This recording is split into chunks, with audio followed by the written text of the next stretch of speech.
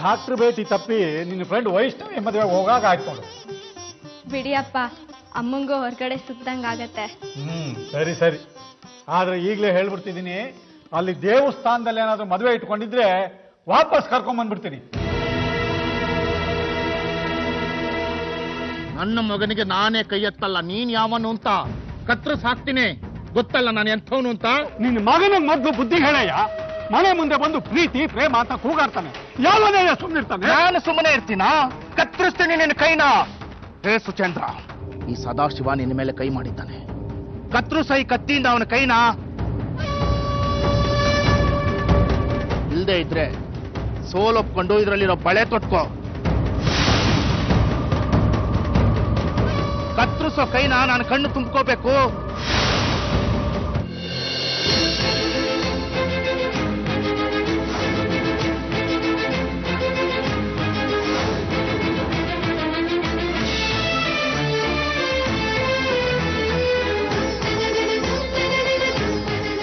ನಾನು ಹೇಳಿದ್ದೇನು, ನೀನು ಮಾಡಿದ್ದೇನು? ನನ್ನ ಎದುರಿಗೆ ನನ್ನ ಮಗನ ಮೇಲೆ ಕೈ ಮಾಡೋಕೆ ಎಷ್ಟೋ ಧೈರ್ಯ ನಿನಗೆ?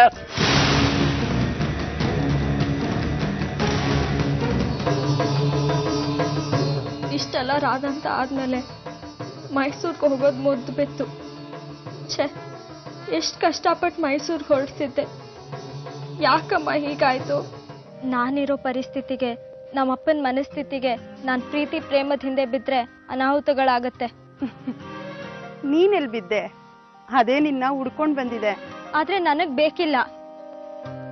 ದೇವ್ರಿಚ್ಛೆ ಏನು ಅಂತ ನಿನಗ್ ಗೊತ್ತಿಲ್ಲ ದೇವಿ.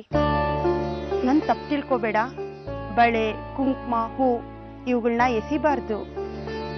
ಮತ್ ನನಗೇನ್ ಮಾಡ್ಲಿ? ಅಮ್ಮನೋರ್ ಇಚ್ಛೆ ಇದ್ದಾಗ ಆಗತ್ತೆ. ಎಸಿಬೇಡ, ನಿನ್ನ ಹತ್ರನೇ ಇಟ್ಕೋ.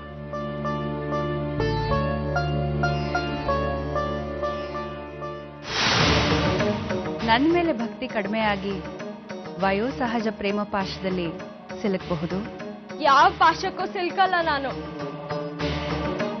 ನಿನಗೆ ಮದುವೆ ಆಗ್ಬಿಡ್ಬಹುದು, ಮರ್ತು ಬಿಡಬಹುದು.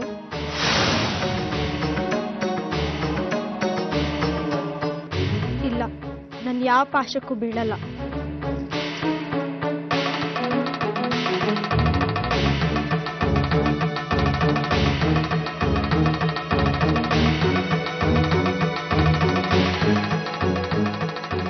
ನೋಡಿ, ಇನ್ಮೇಲೆ ನೀವು ಸಂಜೆ ವೇಳೆಗೆ ಮನೆಗೆ ಬಂದ್ಬಿಡಿ.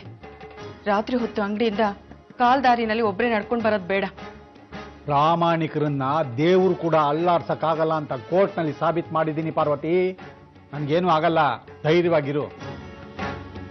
ಧೈರ್ಯ ಇದೆ ರೀ, ಆದ್ರೆ ಒಂದೊಂದ್ಸಲ ಕೆಟ್ಟತನ ವಿಪರೀತವಾಗಿ ಮೆರೆದು ಬಿಡುತ್ತೆ. ಅದಕ್ಕೆ ಹೇಳ್ದೆ.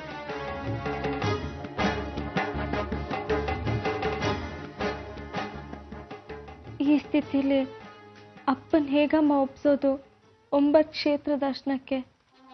ನಿಮ್ಮನ್ನು ಅರ್ಥ ಮಾಡ್ಸಕ್ ನನ್ನ ಕೈಯಲ್ಲಿ ಸಾಧ್ಯ ಇಲ್ಲ ಅಪ್ಪಾಜಿ. ನೀವಂದ್ರೆ ನನಗೆ ಪ್ರಾಣ. ನನ್ನ ಪ್ರಾಣ ಬಿಟ್ಬಿಡ್ಲಾ ಹೇಳಿ? ಬಿಟ್ಬಿಡ್ತೀನಿ.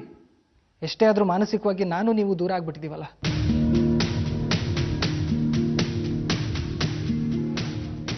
ಯುದ್ಧ ಶುರು ಆಗಿಬಿಟ್ಟಿದೆ ಅಪ್ಪ ಮಗನ ಮಧ್ಯೆ. ದೇವಿ ನಿನ್ನ ಮನಸ್ಸಿನಲ್ಲಿ ಉಳಿದ್ರೆ ಕೇಶವನಾಥ ಸಾಯ್ತಾನೆ. ಕೇಶವನಾಥ ನಿನ್ನ ಮನಸ್ಸಿನಲ್ಲಿ ಉಳಿದ್ರೆ ನಿನ್ನ ಪ್ರೀತಿ ಸತ್ತು ಹೋಗುತ್ತೆ. ಯೋಚನೆ ಮಾಡು, ಮಗನಾಗಿ ಉಳಿತೀಯೋ ಅಥವಾ ನನಗೆ ತರ್ಪಣ ಬಿಟ್ಟು ದೇವಿ ಕುತ್ತಿಗೆಗೆ ತಾಳಿ ಕಟ್ಟುತ್ತೀಯೋ ಅಂತ.